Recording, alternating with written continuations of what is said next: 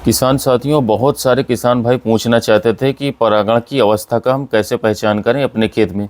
देखिए, परागण के बारे में कई सारी वीडियोस में मैंने बताया था कि और परागण की स्टेज ज़्यादा महत्वपूर्ण है, इसलिए हमने इस पर फोकस करना चाहिए।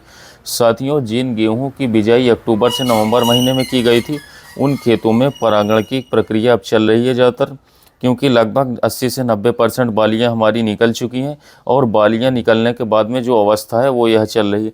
आप यहाँ पर देख पा रहे होंगे कि जैसे किसान भाइयों, जो बालियाँ हैं उसमें फूल नज़र आ रहा है और बालियों की लाइनें जो हैं वो लाइन से लाइन क्लियर साफ नज़र आ रही है। तो मतलब यह है कि इन बालियों पर परागण की जो प्रक्रिया है वो चल रही है। दूसरी जो बालियां हैं, जैसे कि यहाँ पर आप देख पा रहे होंगे, ये बालियां जो हैं अभी गोप से ऊपर निकल करके आई हैं और झंडा पत्ता भी साथ में निकल रही हैं। तो साथियों, ये जो बालियां हैं अभी इसमें परागण नहीं हुआ है, तो यहाँ पर परागण की प्रक्रिया अब होगी। और इन बालियों की परागण की प्रक्रिया अभी चल रही है, अभी परागण नहीं हुआ है। तो साथियों, यह जो अवस्था है इसकी पहचान हमें करनी चाहिए सफ़ेद फूल को देख करके। अब कुछ कुछ किसान साथी कहना चाहते हैं कि इस अवस्था में हमें अपनी फसल का ख्याल कैसे रखना चाहिए जिससे कि हमारी फसल में दाने का भराव अच्छा हो और दाने में चमक अच्छी हो। तो साथियों, यहाँ पर आपको सबसे महत्वपूर्ण एक जो चीज़ पर फोकस करना होगा वो है पानी की व्यवस्था। आप अपने खेत में नमी बरकरार रखें। इस अवस्था पर आप नमी विशेषकर अगर आपने अपने खेत में रखेंगे तो आपके दाने में पानी की कमी नहीं होगी। इसके अलावा दूध जो बनेगा दाने के अंदर वो अच्छा बनेगा और ज़्यादा बनने के कारण दाने की मोटाई भी ज़्यादा अच्छी आएगी और दाने में एक तरह से सिकुड़ापन नहीं आएगा। दूसरा पॉइंट जो है यहाँ पर बहुत ही महत्वपूर्ण है, वो है किसान साथियों यहाँ पर पोटाश की पूर्ति। अगर हम इस अवस्था में पोटाश अपने खेत के अंदर भरपूर मात्रा में रखते हैं, और भरपूर मात्रा में कौन सी पोटाश रखनी होगी, यहाँ पर कुछ किसान साथी कहना चाहते हैं कि म्यूरेट ऑफ पोटाश को हम स्प्रे के माध्यम से यानी कि पानी के माध्यम से चला दें तो क्या वो पूर्ति करेगा। तो साथियों, मैं आपको बता दूं कि म्यूरेट ऑफ पोटाश की जगह आपको 0050 यहाँ पर लगाना चाहिए। 0050 की 1 किलोग्राम मात्रा आपकी फसल के लिए बहुत ही सफिशिएंट रहेगी। कुछ किसान साथी पूछना चाहते हैं कि हमें म्यूरेट ऑफ पोटाश की जगह अगर 0050 भी लेते हैं तो प्रति एकड़ कितनी मात्रा रखनी है। मात्र 1 किलोग्राम मात्रा आपके लिए MOP की यानी 0050 की काफ़ी रहेगी। अब यहाँ पर तीसरा पॉइंट यह है कि हमें परागण को कैसे अच्छे करना है। अगर परागण की प्रक्रिया हमारे गेहूं के अंदर अच्छी होगी तो उससे हमारे दाने का भराव अच्छा होगा, दाने में चमक ज़्यादा आएगी और हमारे जो गेहूं में किसान भाइयों भरपूर मात्रा में उत्पादन देखने को मिलेगा, वज़न ज़्यादा देखने को मिलेगा। साथियों, इस भराव की ज़रूरत को पूरा करने के लिए हमें बोरॉन की मात्रा रखनी होगी 100 ग्राम प्रति एकड़ के हिसाब से। अगर हम 1 किलोग्राम पोटाश और उसके साथ में 100 ग्राम बोरॉन को लगभग 150 लीटर पानी के साथ मिलाकर के स्प्रे करते हैं अपने गेहूं में, लेकिन करना है परागण की प्रक्रिया से फूल बनने से पहले पहले। फूल बनने से पहले पहले अगर आप करेंगे तो आपको गजब के रिजल्ट देखने को मिलेंगे। साथियों, परागण की प्रक्रिया से पहले करना क्यों ज़रूरी है?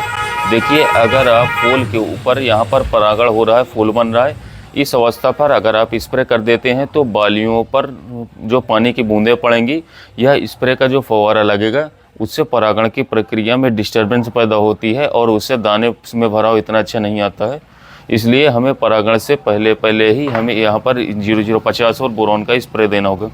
और दूसरा एक महत्वपूर्ण पॉइंट ये है कि परागण की प्रक्रिया को बनाने से पहले जो पौधे को तैयारी करनी होती है उसमें बहुत महत्वपूर्ण योगदान होता है, बोरॉन और पोटाश निभाते हैं। उसके लिए हमें यहाँ पर स्प्रे समय से करना बहुत ज़्यादा ज़रूरी होता है। साथियों, एक जो तीसरा पॉइंट यहाँ पर निकल करके आता है वो आता है ये वाली जो किसान भाई झंडा पत्ती होती है, जो आखिरी पत्ती होती है किसी भी पौधे की, वो क्यों महत्वपूर्ण होती है। किसान भाइयों, ये जो पत्ती होती है वो बिल्कुल एकदम हरी भरी है और बालियों के साथ में रहती हैं, और नीचे की जो पत्तियां हैं वो पत्तियां तो कवर हो गई। अब आखिरी जो पत्तियां हैं वही प्रकाश के बिल्कुल सामने रहती हैं, धूप उसी को मिल पाती है। अब पौधा जो है जड़ों से तो इतना ज़्यादा भोजन नहीं ग्रहण कर पाता है जितना कि आखिरी पत्ती के सहारे उसे रहना पड़ता। तो यह जो आखिरी पत्ती है वो प्रकाश संश्लेषण की क्रिया से आखिरी समय तक भोजन बनाती रहती है, और जो बाली होती है हमारी उसके करीब होने के कारण बालियों को भरपूर मात्रा में भोजन देती रहती है। दूसरा, हमारे जो पौधे के अंदर जितना भी पोषक होता है, जितना भी माइक्रोन्यूट्रेंट होता है, उस माइक्रोन्यूट्रेंट्स को पोटाश ट्रांसपोर्ट के रूप में जरिए से काम करता है और पोटाश हमारे गेहूं के दाने तक पहुंचाने का काम करता रहता है। इसलिए पोटाश यहाँ पर हमारे लिए बहुत ही लाभदायक सिद्ध होता है। साथियों आखिरी जो पत्ती है हमारी, जिसको हम फ्लैग लीफ बोलते हैं, जिसको झंडा पत्ता बोलते हैं, इस पत्ती में अगर हमें कहीं भी स्पोर दिखाई देते हैं, यानी कि पीलापन नज़र आता है, यहाँ पर रस्ट किसी भी टाइप का दिखाई देता है, तो उसके लिए हमें यहाँ पर एक स्प्रे बहुत ज़्यादा ज़रूरी है करना, फंगीसाइड का। अगर यहाँ पर आपको पीलापन नज़र आता है तो उसके लिए आपको एक स्प्रे कॉपर ऑक्सीक्लोराइड का कर सकते हैं, और ये एक ज़बरदस्त स्प्रे होगा। इसमें 250 ग्राम कॉपर ऑक्सीक्लोराइड को आप पानी में घोल करके 100 से 120 लीटर पानी में घोल करके स्प्रे दे सकते हैं अपने गेहूं की फसल में। उससे आपको फंगस के ऊपर गजब के रिजल्ट देखने को मिलेंगे। साथियों यहाँ पर कुछ किसान भाई कहना चाहते हैं कि क्या हम 0050 और बोरोन का स्प्रे एक साथ कर दें और फंगीसाइड का स्प्रे उसके बाद में करें या पहले करें।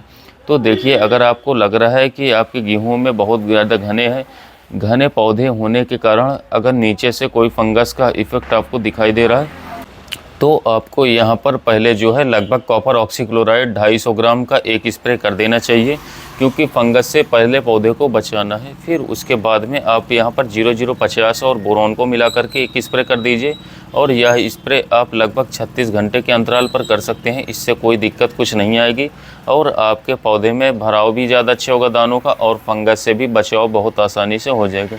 कुछ किसान साथी कहना चाहते हैं कि बालियाँ गोब में आने के बाद में हमें पानी कितने लगाने चाहिए।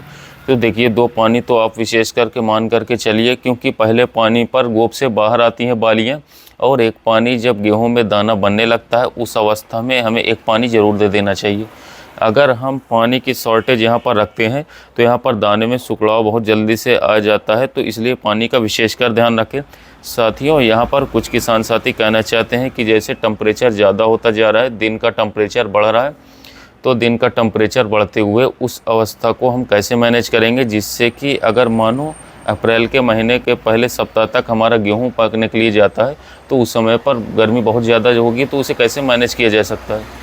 साथियों, पोटाश एक यहाँ पर सबसे बड़ा रोल निभाता है, इसलिए आप पोटाश का बहुत ही महत्वपूर्ण योगदान समझ सकते हैं। और इसके साथ साथ किसान भाई पोटाश की पूर्ति NPK 0050 का स्प्रे कर देंगे तो किसान साथियों टेम्परेचर को भी मेंटेन करेगा, और आगे जाकर आपको एक शानदार पैदावारी अपनी गेहूं की फसल से देखने को मिलेगी। तो किसान साथियों, कैसा लगा मेरा सुझाव? अगर जानकारी अच्छी लगी हो तो चैनल को सब्सक्राइब करें, वीडियो को लाइक करें। मिलते हैं नए वीडियो में नए टॉपिक के साथ।